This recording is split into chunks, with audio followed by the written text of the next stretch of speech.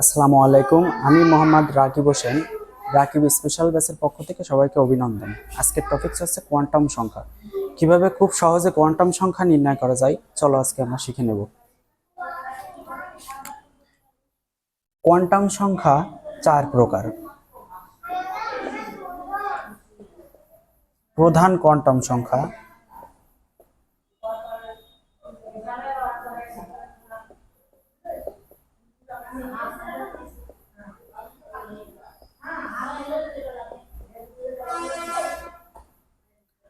দুই নম্বর হচ্ছে সহকারী কোয়ান্টাম সংখ্যা,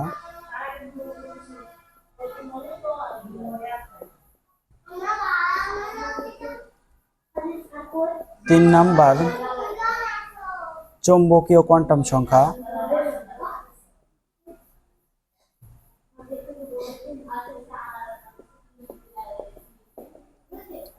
চার নাম্বার হচ্ছে স্পিন কোয়ান্টাম সংখ্যা।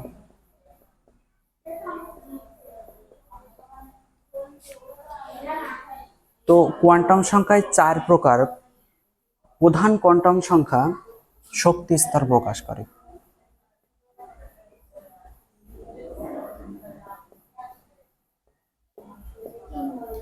প্রধান কোয়ান্টাম সংখ্যা শক্তি স্তর প্রকাশ করে। তো শক্তি স্তরটা কি? শক্তি স্তর হচ্ছে এখানে এন এর মান 1 2 3 4 ডট ডট। সহকারী কোয়ান্টাম সংখ্যা উপশক্তি স্তর প্রকাশ করে।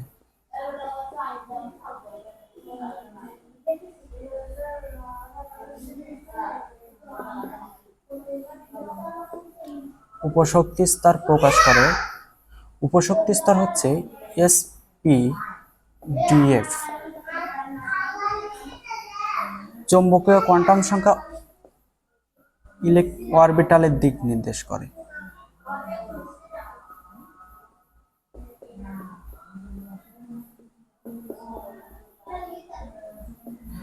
চৌম্বকীয় কোয়ান্টাম সংখ্যা অরবিটালের দিক নির্দেশ করে।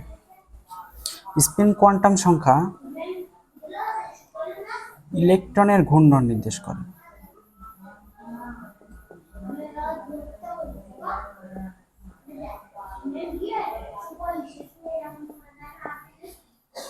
তো প্রধান কোয়ান্টাম সংখ্যা শক্তি স্তর নির্দেশ করে, সহকারী কোয়ান্টাম সংখ্যা উপশক্তি স্তর নির্দেশ করে, চৌম্বকীয় কোয়ান্টাম সংখ্যা অরবিটালের দিক নির্দেশ করে, আর স্পিন কোয়ান্টাম সংখ্যা ইলেকট্রনের ঘূর্ণন নির্দেশ করে।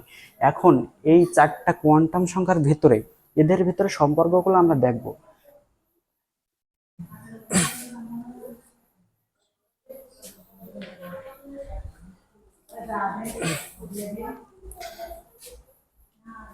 তো চলো এই চারটা কোয়ান্টাম সংখ্যার ভিতরে যে সম্পর্ক আমরা দেখে নিই।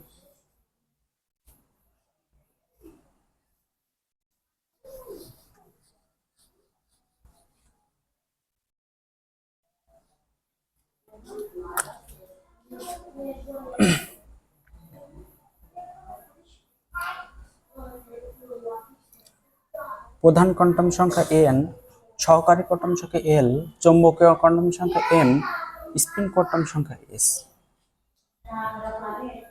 তো প্রধান কোয়ান্টাম সংখ্যা এর মান যখন 1, সহকারী কোয়ান্টাম সংখ্যার মান তখন 0, চৌম্বকীয় কোয়ান্টাম সংখ্যার মান তখন 0, এবং এই চৌম্বকীয় কোয়ান্টাম সংখ্যার মানের সাথে স্পিন কোয়ান্টাম সংখ্যা সম্পর্কিত। এর মান যে কয়টা হবে এটা তার প্লাস মাইনাস দ্বিগুণ। তো এখানে একটা মান থাকলে এখানে প্লাস মাইনাস হিসেবে স্পিন কোয়ান্টাম সংখ্যা পাওয়া যাবে। তো এখানে এর মান 0 মানে এখানে প্লাস মাইনাস হাফ। একটা অরবিটালের জন্য দুইটা ইলেকট্রন, একটা অরবিটালের জন্য দুইটা ইলেকট্রন, এটা আমাদেরকে মনে রাখতে হবে। তো প্রধান কোয়ান্টাম সংখ্যার মান যখন 2 হবে, সহকারী কোয়ান্টাম সংখ্যার মান হবে 0 1। তো 0 1 হওয়াতে এর সহকারী কোয়ান্টাম সংখ্যার সাথে চৌম্বকীয় কোয়ান্টাম সংখ্যা সম্পর্কিত। তো এর মান যখন 1, সহকারী কোয়ান্টাম সংখ্যার মান যখন 1, তখন চৌম্বকীয় কোয়ান্টাম সংখ্যার মান -1 থেকে 0 সহ +1 পর্যন্ত।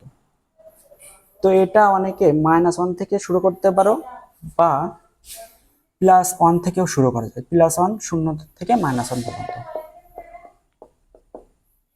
তো এখানে আমি আগেই বলেছি যে চৌম্বকীয় কোয়ান্টাম সংখ্যার প্রত্যেকটা অরবিটালের জন্য দুইটা করে ইলেকট্রন সংখ্যা পাওয়া যাবে। তো এখানে একটা, দুইটা, তিনটা আছে।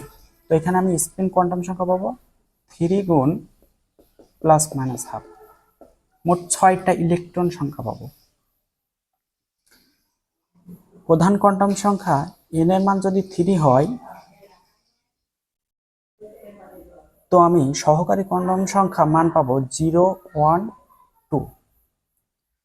তো সহকারী কোয়ান্টাম সংখ্যার মান 2 হলে এখানে চৌম্বকীয় কোয়ান্টাম সংখ্যার মান আমি ঋণাত্মক থেকে 0 সহ ধনাত্মক পর্যন্ত বা ধনাত্মক থেকে 0 সহ ঋণাত্মক পর্যন্ত যেতে পারি। তাহলে এখানে -2, -1, 0, +1, +2, ঋণাত্মক থেকে ধনাত্মক পর্যন্ত অথবা ধনাত্মক থেকে ঋণাত্মক পর্যন্ত যেতে পারি এটা। তো এর প্রত্যেকটা অরবিটালের জন্য আমি এখানে দুইটা করে ইলেকট্রন সংখ্যা পাবো। তো এখানে অরবিটাল সংখ্যা আছে 1, 2, 3, 4, 5টা। তো আমি ইলেকট্রন সংখ্যা পাবো 10টা, 5 দুগুণ 10টা। এভাবে প্রত্যেকটার সাথে প্রত্যেকটা সম্পর্কিত।